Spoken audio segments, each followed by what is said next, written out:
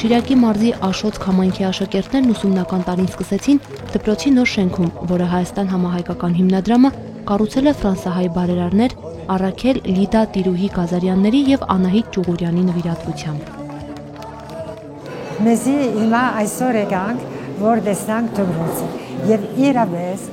շատ ավելի գեղեցիկ կտեսնամ, քան ինչ որ երևայինք, շատ ավելի ընդարձակ, շատ զմայլիմ գեղեցկությունը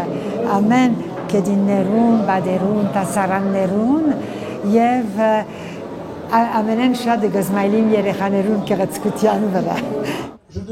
Մենք բոլորս հայեր ենք եւ սա մեր պարտքի դրսեւորման ձևերից մեկն է, ասում է հիմնադրամի Ֆրանսիայի տեղական մարմնի ներկայացուցիչ Էդուարդ Մանուկյանը, միաժամանակ հպարտությամբ նշելով, որ սա ֆրանսահայերի կառուցած բոլոր դպրոցներից ամենամեծն է։ Կրթությունը զարգացնելու համար ավելի լավ պայմաններ ունի եւ ավելի հաճույքով ենք գալիս դպրոց սովորում եւ ամեն օր արթնանալուց ավելի մեծ հաճույք ենք ապրում, որ նոր դպրոց ենք գալու։ Նայում ես շուրջ բոլորը լրիվ նոր կաբինետներ, ռազմագիտության կաբինետ, ֆիզկուլտի դալիճ,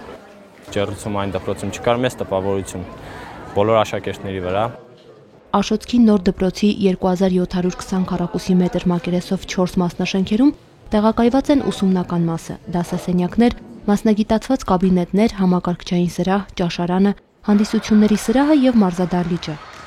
Հին դպրոցը մեծ նշանակություն ունի, քանի որ մեր ամբողջ 11 տարիներ անցել են այդ դպրոցում, մեծ հիշողություններ կան,